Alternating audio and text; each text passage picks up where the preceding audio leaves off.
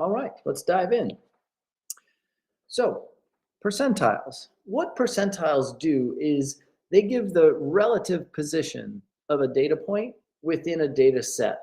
What that means is if you were to list all the data points from highest to lowest, the percentile lets you know where that particular data point would be.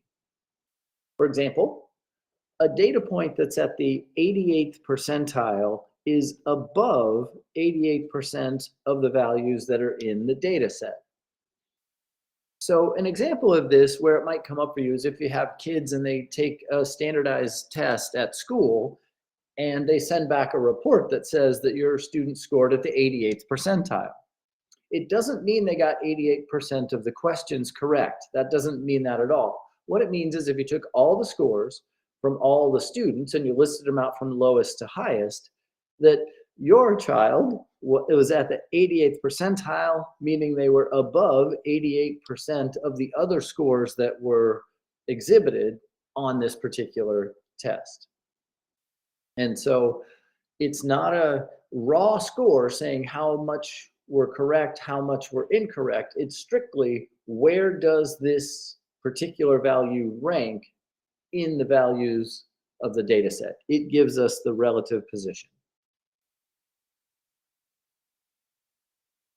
What we're going to do is we're going to be able to find percentile ranks and then use percentile ranks. And that's what we'll look at next. When we want to find the percentile rank, a question might be something like this one. In a class of 520 students, Nate has a rank of 28th. What is his percentile rank? Now, when we're talking about something like this where we're ranking students, typically it's you're about to graduate and everybody has a GPA. And so, we know that if we listed out all the GPAs and all the names that went with them, that Nate would be in 28th place. What we want to know is what is his percentile rank? And here's how we'll go about finding that. The first thing we want to start out is we know he has a rank of 28th, but how many students is he ahead of? He is ahead of, well, let's see.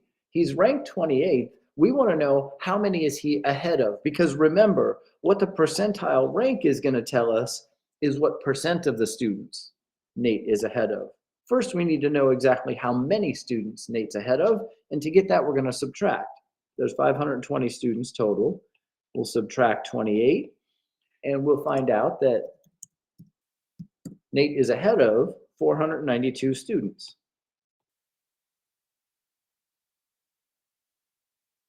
And well, okay, that's valuable, that's good, but what we want to know is what percent of the students is he ahead of? And so we can find that by saying that he is ahead of 492 out of those 520 students. We'll divide that, and this will give us the percent of the total number of students he's ahead of. When we do that, we get 0.94615. And that keeps going. And so now we have to figure out, okay, how are we going to report this number? Because 0.94 doesn't sound like a percentile rank. Just a minute ago when we first saw this, it said somebody's at the 88th percentile. So it seems like this must be a whole number, not a decimal, and that would be correct. So we're going to convert this from a decimal to a percent. It's a percentile rank, so we're going to convert this decimal to a percent by moving the decimal over 2 places, and we'll have 94.615, and that keeps going. And that is the percent of students that Nate is ahead of. We're still not quite to his percentile rank, though. Percentile ranks are always going to be written as a whole number.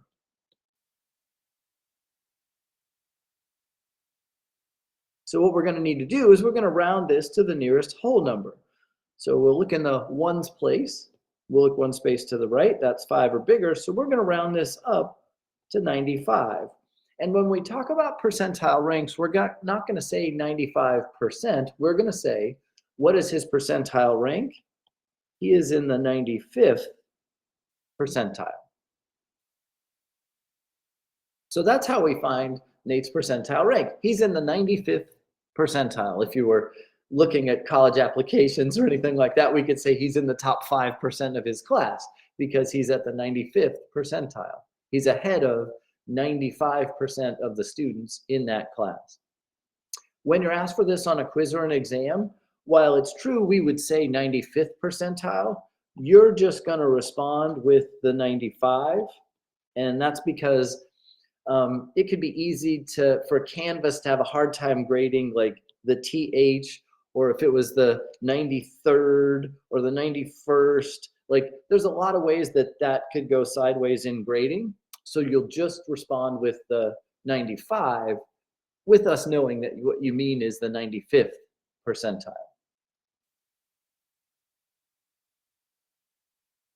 So we had to find a number of students Nate was ahead of, and then after that, find a percentile rank. Are there questions on that before I have you try one?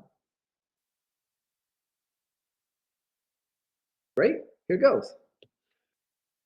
In a class of 320 students, Jewel has a rank of 78. What is her percentile rank? I'll set up a poll for this and let you try it.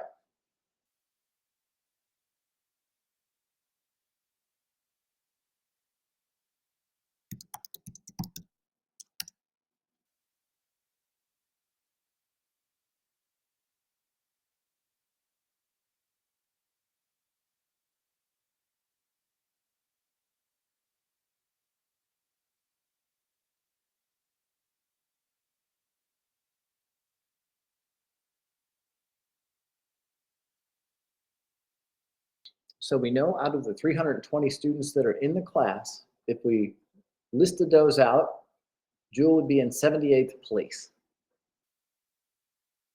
How does that correspond to her percentile rank? What would her percentile rank be?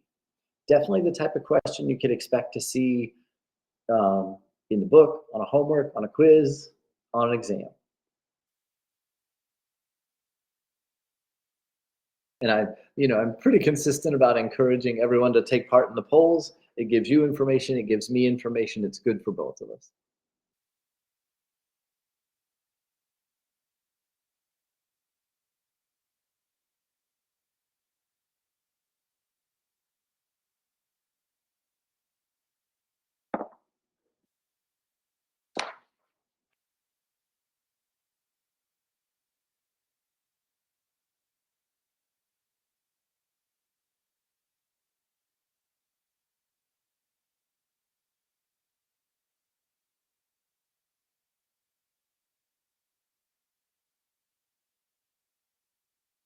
We'll go another 30 seconds on this, and then we'll talk about it. If you need more time, let me know. I want to give everybody a chance to respond, everybody that wants to. I know on Tuesday, our polls went great. And so that was a great way for us to start out with our statistics chapter. And, I'm optimistic that the same thing's going to continue.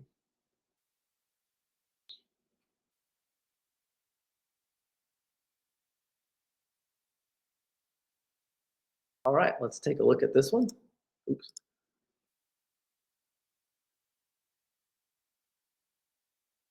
Okay, unanimous, outstanding. That's usually a good indicator that we're doing pretty well. Let's go ahead and take a look at this one then.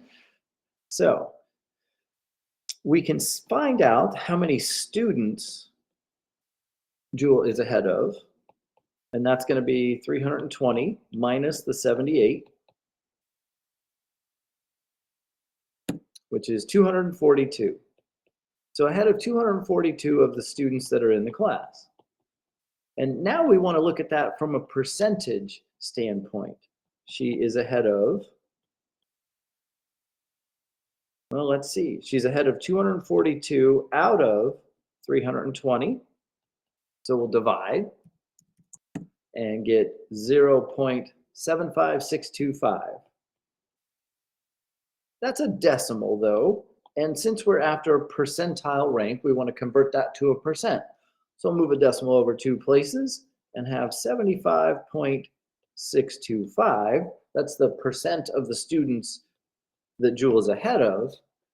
Of course, percentile ranks aren't just written as percents. We need to change that to a whole number by looking at the ones place.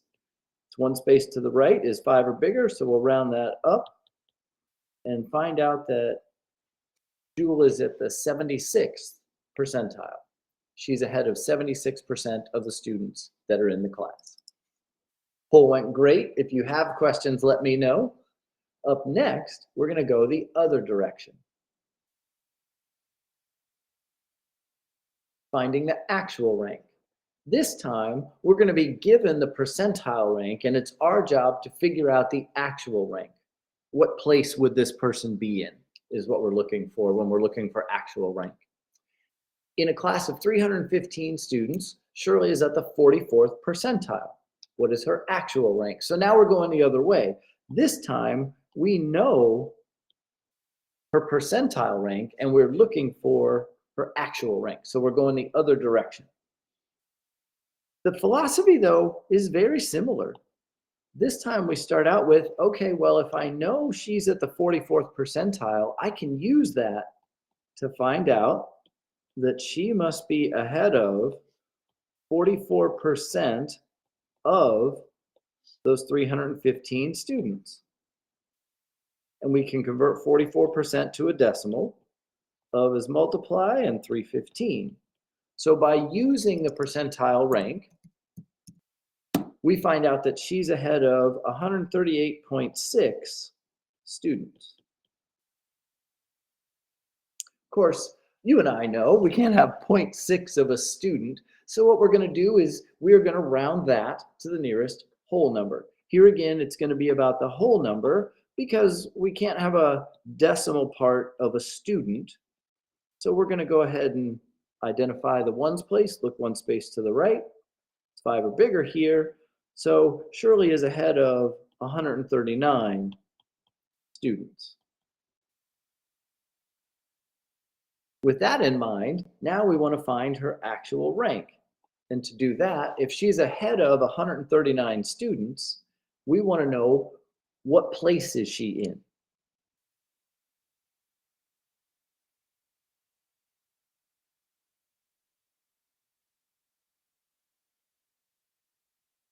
I guess that's a question we're going to answer here. Well, there's 315 students total. She's ahead of 139 of them. So again, we're going to subtract. It'll be 315 minus the 139 students that she's ahead of to find out that her actual rank, the place she would be in, is 176. So if we listed out all the students from 1 to 315, Shirley would be 176th. That's what place she would be in because she's at the 44th percentile. Again, quiz or exam, you would just put the 176 because the TH is hard for Canvas to manage, but that's how we'll go about these. Are there questions on what we did there before I have you try one like this, going this direction? Excellent. All right, let's do it. In a class of 505 students, Jeff is at the 25th percentile. What is his actual rank? So here again, we're going the opposite direction as we did before. Now we know his percentile rank, and we're looking for his actual rank. I'll set up a poll for this and let you try it.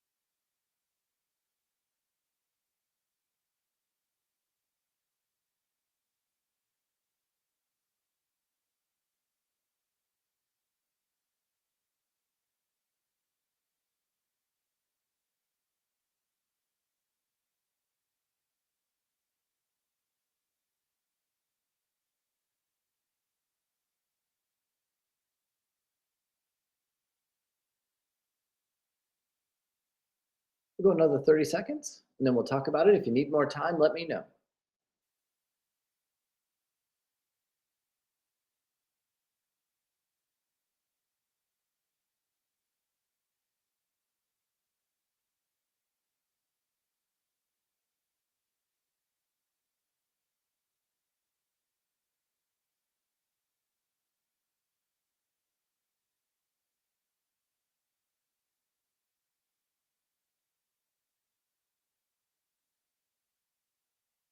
See where we are on this one? Okay, strong agreement, not unanimous. That's not a bad place for us to be. The strong agreement is an indication that we're doing pretty well, and not unanimous means maybe there's something we need to talk about in here. So let's be careful as we go through it.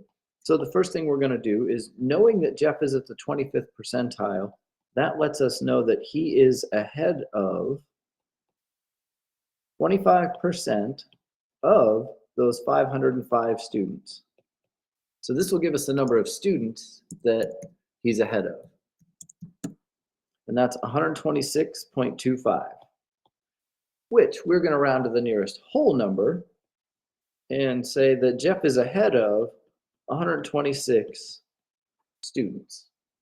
So there's 1 through 505 written down. He's ahead of 126 of them. We want to know what place he's in. So that's sort of the second part of this, where we want to figure out what place is he in.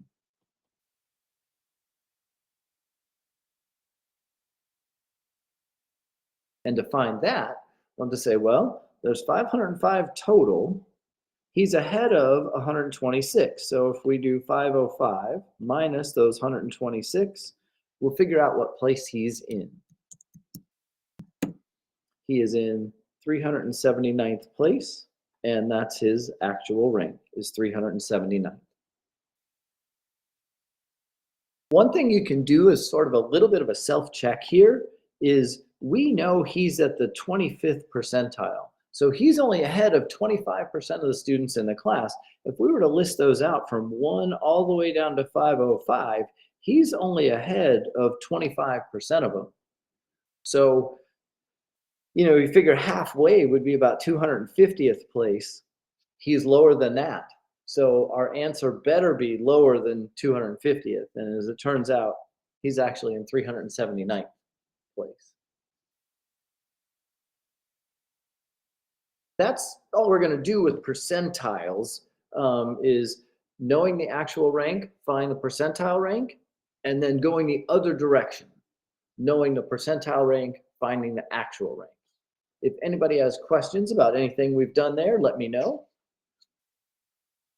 Otherwise, we're going to move on to quartiles. Okay. What quartiles do, and you can kind of see it in the name, is they cut the data into 4 equal parts.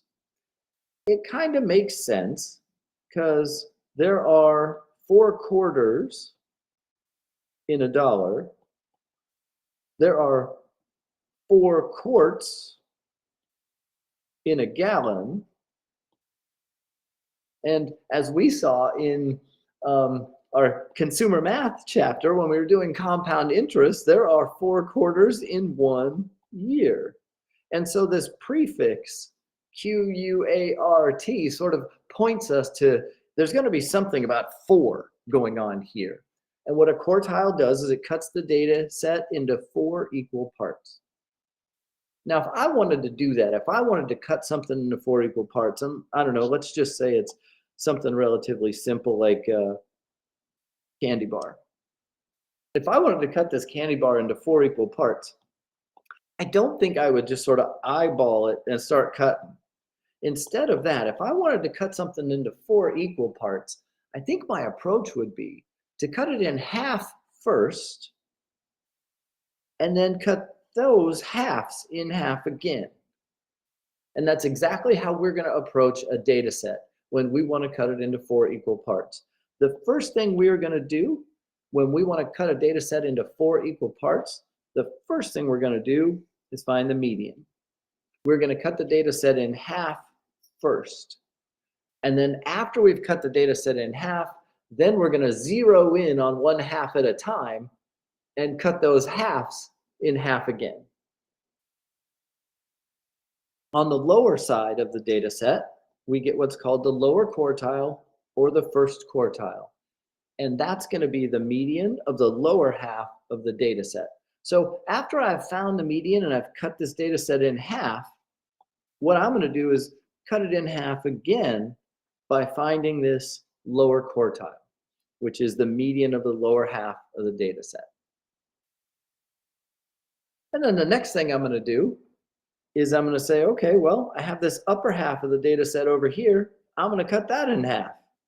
And that's what the upper quartile is. The upper quartile, which is also known as the third quartile, is the median of the upper half of the data set. So my job here, my goal is to cut this data set into 4 equal parts. And the way I'm going to do that is I'm going to find the median first to cut it in half. Then I'm going to find the median of the lower half so that I can cut that part in half. And I'm going to find the median of the upper half, cut that in half. And now I've cut my data set into 4 equal parts. The median, cut it into 2 equal parts. I'm just doing that again so that I have 4 equal parts. Remember that the median of the lower half is called the lower quartile. It can also be called the first quartile. It means the same thing. And then the median of the upper half is called the upper quartile. It can also be called the third quartile. That means the same thing as upper quartile. Are there any questions on those terms before we put some numbers to this and actually start looking at how we're going to cut a data set into 4 equal parts? Okay, let's do it. When we cut a data set in 4 equal parts, what we're actually looking for is known as the 5-number summary. And what the 5-number summary of a data set is it's the lowest data point, the highest data point, the median, and then those 2 new things we just saw a minute ago, the lower quartile and the upper quartile. So our job here is to find the 5-number summary for that data set. So I'm looking for the lowest, the lower quartile, the median, the upper quartile, and the highest.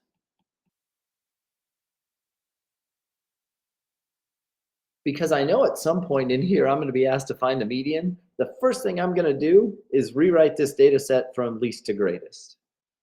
I'm going to be careful here. I've got quite a few numbers. So let's say I have a 2 and a 3 and a 4. Help me so I don't make a mistake here. And a 5,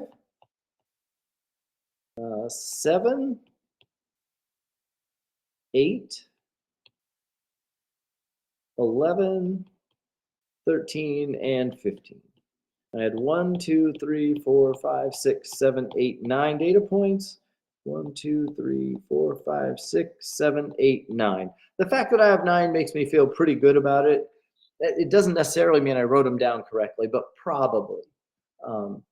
So I have 9 data points.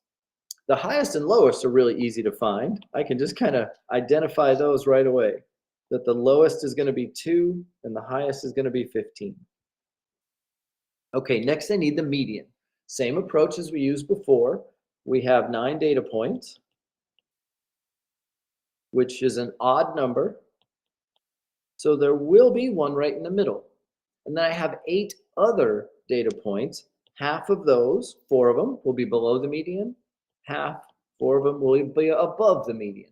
So just like we talked about on Tuesday, my data set has 9 points in it, and it's going to look like this. 4 that are lower than the median right in the middle, and 4 that are higher than the median. So we'll section this off. There's 4 and 4, and I just found out that the median is 7. So I got the median. Now, there's a really important idea coming up next. It's not a hard idea, it's just a really important one. It's that this median is not in the upper half, it's not in the lower half. The lower half of my data set is right here. The median is not a part of it. The upper half of my data set is right here. The median is not a part of it. The median is not in the lower half, The median is not in the upper half. It's just the median all by itself. And the reason that's important for us is when I go to find this lower quartile, I'm looking at the lower half of the data set. The median is not in there. So when I look at the lower half of the data set here, I have 4 data points, which is an even number. So as I work to find this lower quartile, which is the median of the lower half, I need to be aware of the fact there's 4 data points, which is an even number, so there won't be one right in the middle. There will be 2 data points lower than the median, 2 data points higher than the median. Hopefully this looks very familiar to what we did on Tuesday. So what I need to do then is find the 2 that are closest to the middle. That's the 3 and the 4. And it's the mean of those that will be the median of the lower half, will be my lower quartile. If you want to, you could go 3 plus 4 over 2, which is 7 over 2, which is 3.5. You might say, well, halfway between 3 and 4, that's just 3.5. Great. If you're comfortable with that, that's just fine. If you want to write it down, that's just fine too. Either way, we find out that our lower quartile here is 3.5. We're going to do the exact same thing to find the upper quartile. The upper quartile is the median of the upper half. That upper half has 4 data points. It's an even number.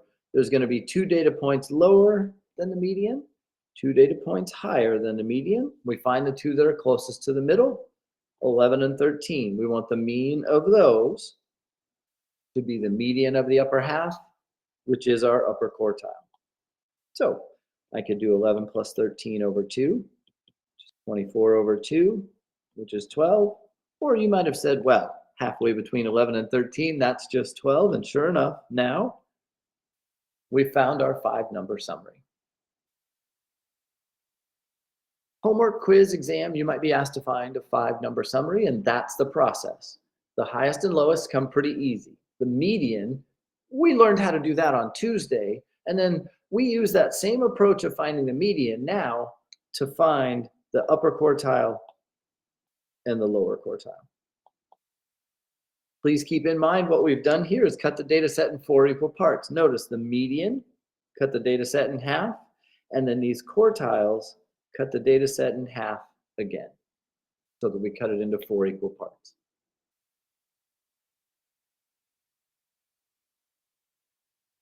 Do you have any questions there about finding the 5-number summary before I have you try one? All right, fantastic. Here goes. Here's a data set. I want you to find the 5-number summary for that data set. The poll that I'm going to post is just going to ask you for the lower quartile and the upper quartile because, because of 2 things. First of all, I'm pretty confident you'll find the highest and lowest correctly. Second, I'm really confident you can find a median. And I also know if you don't find the median correctly, it's going to be really hard to find the 2 quartiles. So in the poll, I'm just going to ask for the 2 quartiles. I'll put that up here in just a second.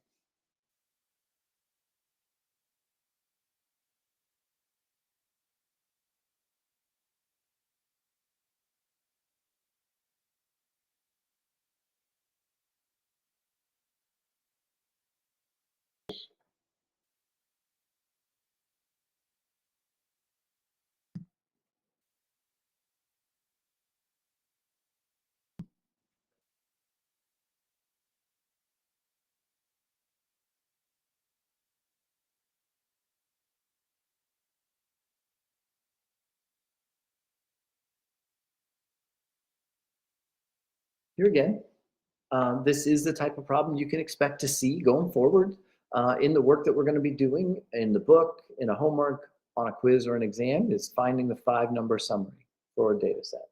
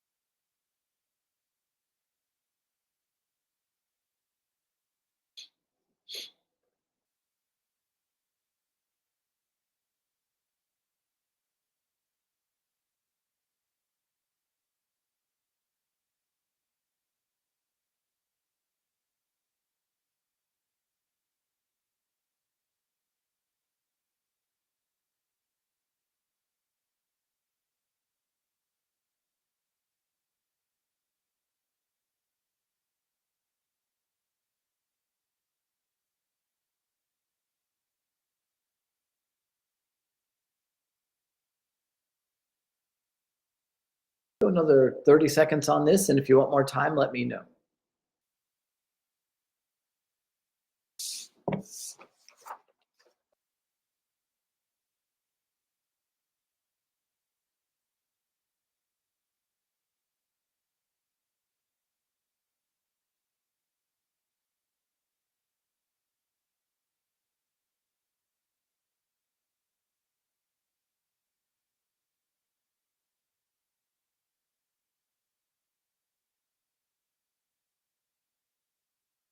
Okay, let's see where we are on this one. Oh, okay. Here we do not have strong agreement on this one. So we better be patient and careful as we go through it. Okay, this is the first thing we found in chapter 3 that proved to be a little bit challenging. So let's be patient and careful as we go through this one. We're being asked for the 5-number summary.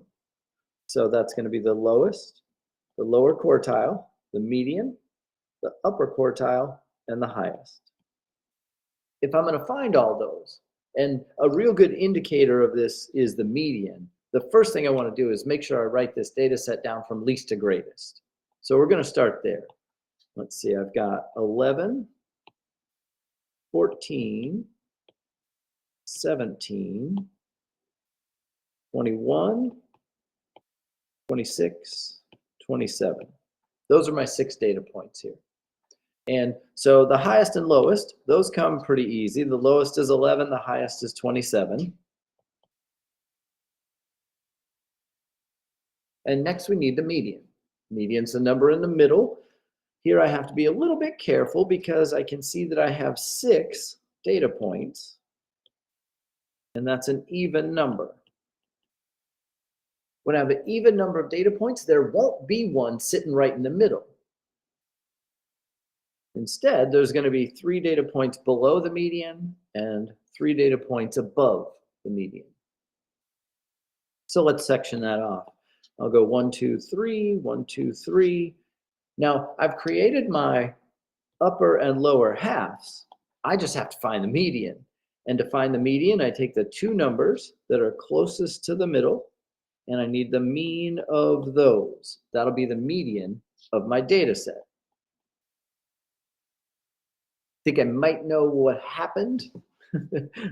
So we'll just keep going through this, and you can let me know if it doesn't clear it up. So that's 17 and 21. We'll do 17 plus 21 over 2. That's 38 over 2. That's 19. So the median of my data set here is 19. We talked about the fact that the median is not part of the upper half and it's not part of the lower half. One thing I didn't say though, and it, probably I should have, is we had to use the 17 and the 21 to find the median, but those numbers are still okay. The 17 is still part of the lower half and the 21 is still part of the upper half. We use those to get to the median. They still stay in their halves. The 17 is part of the lower half, the 21 is part of the upper half. It's just this median that we found, or the median that was sitting right here in the middle. Those numbers are not part of either half. Now we can finish this and find our lower quartile and our upper quartile. To find our lower quartile, we're looking for the median of the lower half. There are 3 data points, which is an odd number.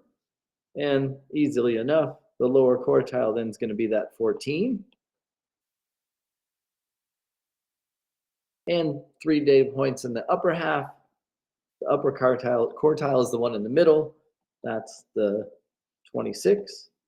And we have our 5-number summary. So if there's any confusion about what happens with the 17 and 21 there, I hope we cleared that up. If you have any other questions, make sure to let me know.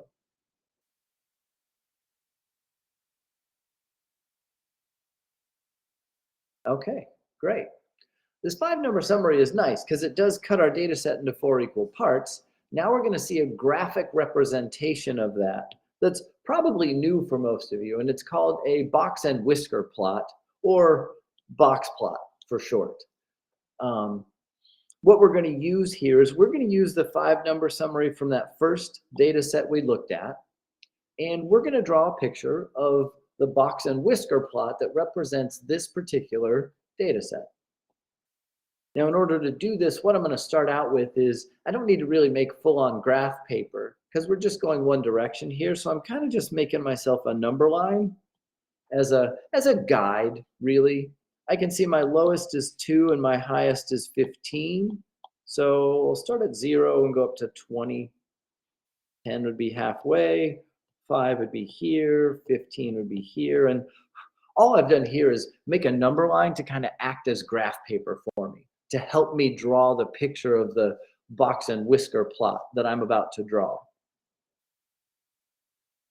This thing is called a box and whisker plot. So the first thing we're going to draw is the box. And the box goes from the lower quartile to the upper quartile. That's where the box goes. So it doesn't have to be perfect. We can ballpark this a little. I can see where 3.5 would be, and I put in a number or a line for my lower quartile. And I go up to where 12 would be, and I put in a line for my upper quartile, and I draw the box. To identify the median here in the middle, I'll go ahead and put a line where that median would be.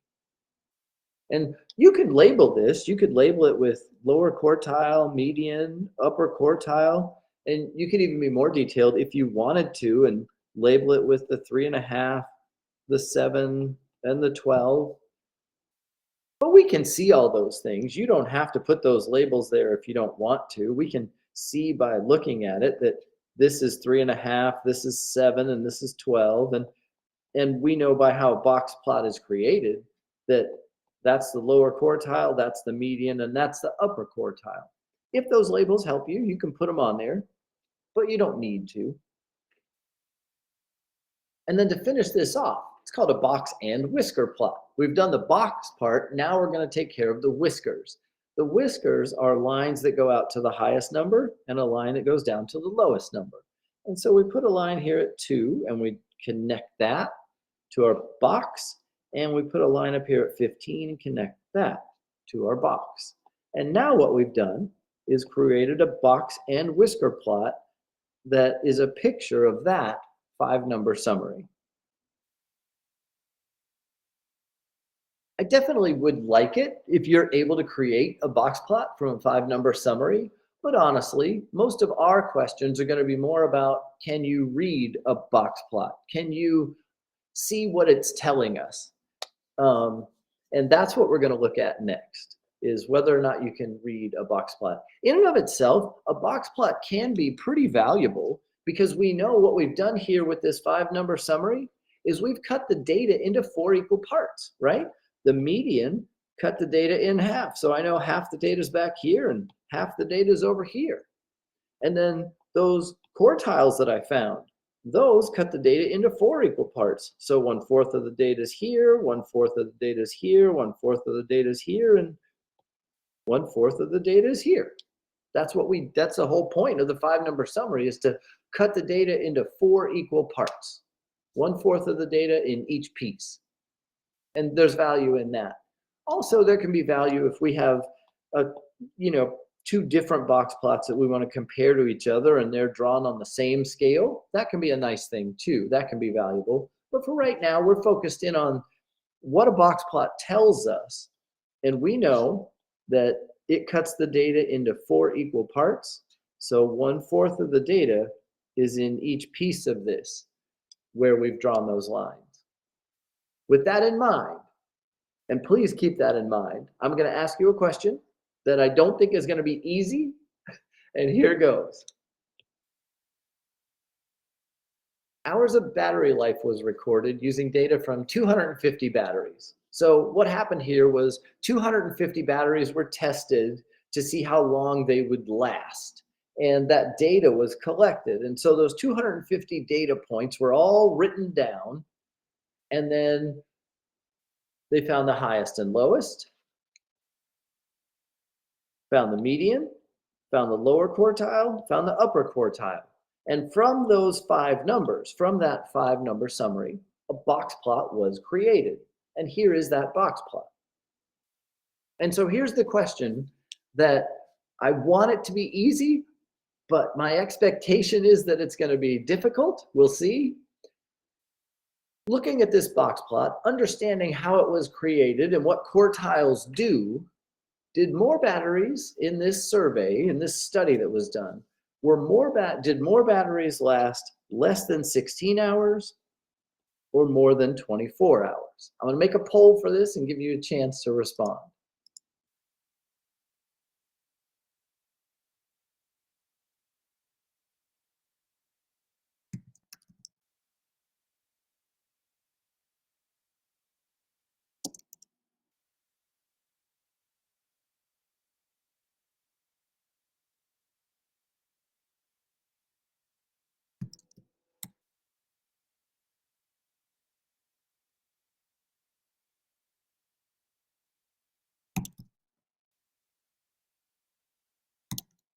All right. So the question here is, did more batteries last less than 16 hours? More than 24 hours? That's the question that we're trying to answer here. And like I said, I want this to be an easy question, but I think it's a pretty challenging question. So be patient and careful with your answer, and let's see how this one goes. This is definitely the type of question you can expect to see on a homework quiz or exam. How to read a box plot.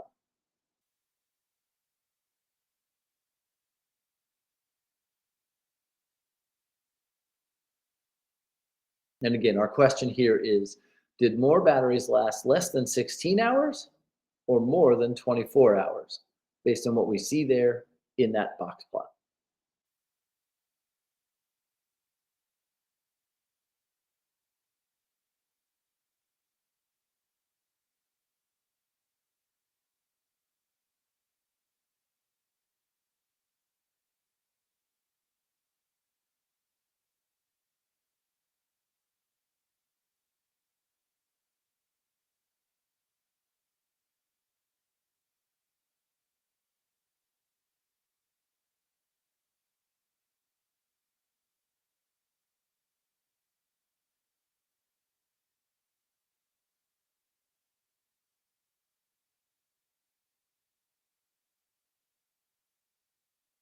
And like I said, I don't think this is an easy one, so I'll give you a little time here. Why don't we go another, let's say, I mean, it's not a question that you have to do a lot of calculation on, but I want you to think it through. Let's go another 40 seconds and then we'll talk about this one.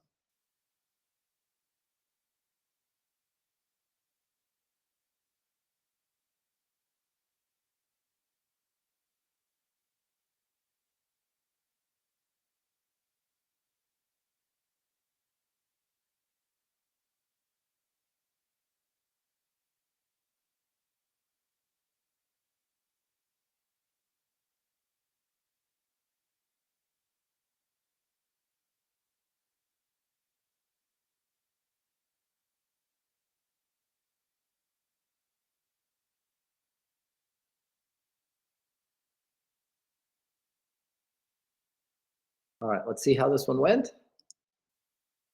Okay, again, we're very split on this one. Okay, so let's go back and take a look. This is one that I kind of anticipated would be a tough one to answer. It turned out that way. So let's take a look here. Did more batteries last less than 16 hours, which is this whisker over here, or more than 24 hours, which is this whisker over here? Now, instinctively, we look at this and we want to say, well, gosh, there's got to be a whole lot more down here than there are up here. The most common answer to this one is to say less than 16, because look how big that is. But remember what the 5-number summary does. Remember what a box plot does. It cuts the data set into 4 equal parts. The median here cuts the data in half. Half of the data is back here, half of the data is over here. And then those quartiles, what they do, they cut the data in half again. So that means when I cut it with this quartile right here, that 1/4 of the data is right here, 1/4 of the data is right here, and the upper quartile does the same thing. 1/4 of the data is here, And even though it's just a tiny little piece, 1/4 of the data is right there. If you're thinking, how in the world can this tiny little piece right here have the same amount of data as that big long line back there? It's a reasonable question, and here's how. What that means is there must be a whole bunch of data points smashed together right in there. And the same number of data points back here, they're just more spread out. But we know 1/4 of the data is in each piece. So did more batteries last less than 16 or more than 24? They're the same because 1/4 of the batteries lasted more than 24 and 1/4 of the batteries lasted less than 16 hours. So they're the same. It's a visual hurdle we have to get over that in looking at it, we think, well, there has to be more in this big giant chunk than there is in this tiny little piece right here. But all it means is they're really compressed together in here and they're spread out back here. But because Quartiles cut the data into 4 equal parts, they have to have the same number of data points. Hopefully that helps clear that up. Let me know if you have questions about it. And then next thing we'll do is try another one. Awesome, here goes. Same box plot, same data set, 250 batteries. My question to you is, what percent of the batteries in this study lasted less than 24 hours? So what percent of them lasted less than 24 hours? I'll set up a poll for this and give you a chance to try it.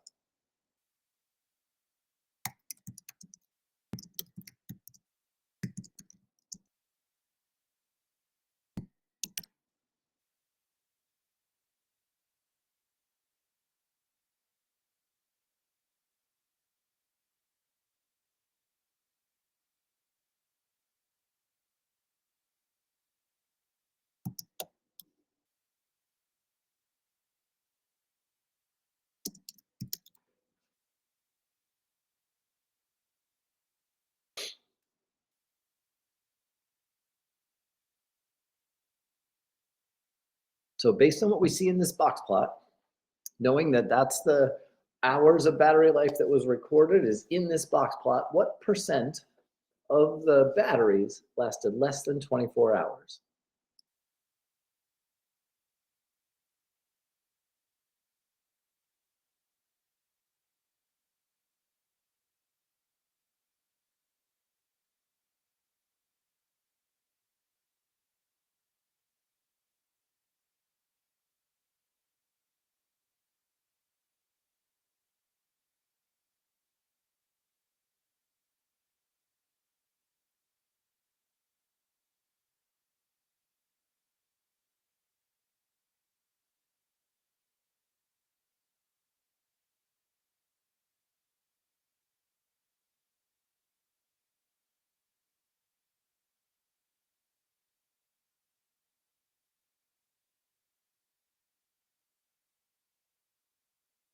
We'll go another 30 seconds on this and then we'll talk about it.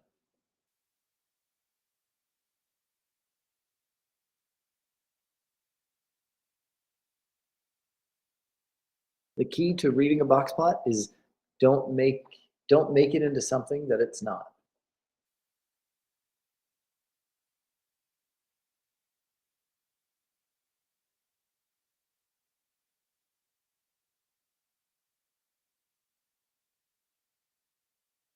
All right, let's see where we are on this one.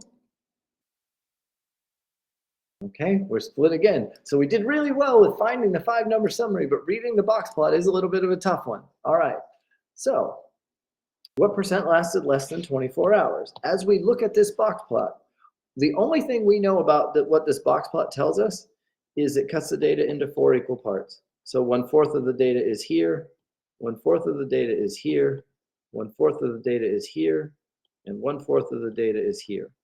Now, those are fractions, and this question asked me about percent. So maybe it's going to be helpful to me to write those as percents. Okay, well, that means that 25% of the data is here, 25% of the data is here, 25% of the data is here, and 25% of the data is in that little slice right there. And then the question said, what percent of the batteries lasted less than 24 hours? Well, 24 hours is right here. So less than 24 hours is all of this. So that's 25 plus 25 plus 25. 75% of the batteries lasted less than 24 hours because that's where 75% of the data points are. Don't make it into something that it's not. We're just reading a box plot. And what the box plot does for us is it cuts the data into 4 equal parts, which means 1/4 of the data is in each piece, or 25% of the data is in each piece. One more question for you related to box plots. Hours of battery life was recorded using data from 250 batteries. How many of the batteries lasted between 16 and 24 hours? So the way this is different from the last one is it doesn't say what percent of the batteries lasted between 16 and 24 hours. It says how many.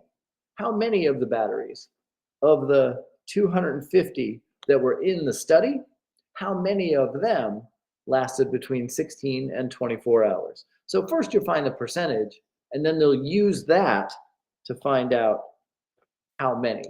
I'll set up a poll for this and let you try it.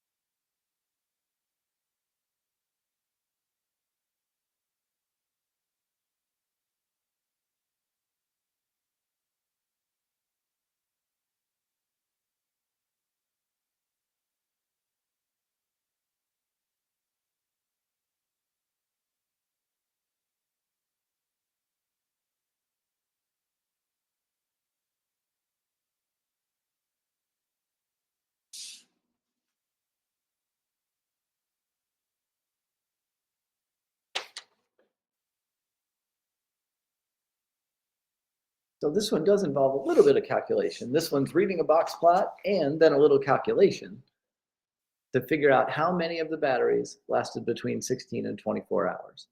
And that's information we could get straight from knowing how many batteries there were and the box plot we were given.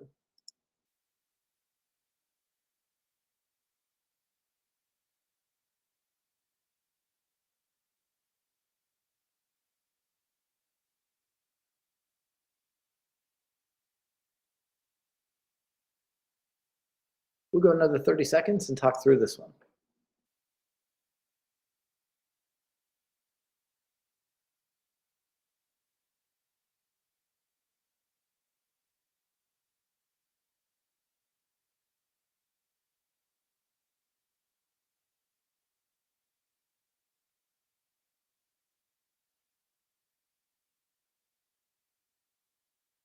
All right, let's see where we are on this one.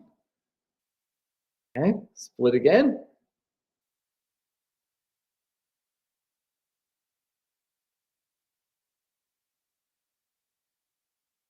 But signs of improvement. All right, let's take a look at this then. So the first thing we've got to do here is, if it says how many lasted between 16 and 24 hours, the first thing we need to find is what percent that is. And here's 16, our lower quartile. There's 24, our upper quartile. And we know that 25% of the data is in each piece. So that means that 50% of the 250 batteries lasted between 16 and 24 hours. We'll rewrite 50% as a decimal. Of tells us to multiply by 250, and we find out that 125 batteries lasted between 16 and 24 hours. And we get that from the box plot because we can see, well, 50% of the data is in there. 50% of these 250 batteries is 125. Make sure you practice reading Boxplots and let me know if you come up with questions. Just one other thing I wanted to talk about today, and being able to lie, and I'll put that in quotation marks because the statistics don't really lie. It's just the way that they're presented to us can be presented in a way that makes us think one way or another. And so this is a way to use statistics to quote unquote lie with comparisons. Oftentimes when we're given statistics, there is important context that's kind of left out to intentionally mislead us or to make us believe one thing or another. For example, you may go buy a product and it says 30% better on the label. Well, there's definitely some missing context here. 30% better than what? 30% better than our old product, which was lousy to begin with, 30% better than the leading brand, 30% better than our main competition. What does 30% better even mean? A lot of times, as consumers, we don't even think to ask that question, but it's kind of an important one. 4 out of 5 dentists surveyed recommend a certain gum to chew. Well, what does that 4 out of 5 mean? Does the 4 out of 5 mean we surveyed 5,000 dentists and 4,000 of them said, yes, chew this gum? That would be a valuable piece of information. Or did we go just ask, like, we're going to ask, I don't know, 10 people, and then and only 4 of them said they recommend this, but if we just look at the 5, we can say 4 out of 5 recommend. We'll just throw those other 5 out. And so a stat like this, without some context, doesn't really mean a whole lot. There are some other examples in the book on pages 206 and 207 you can take a look at. It's not really the kind of thing that you're going to see a question about on a homework or a quiz. It's just kind of a fun topic that as consumers, it can be really practical for us to be aware that these are the kinds of things that advertisers typically are trying to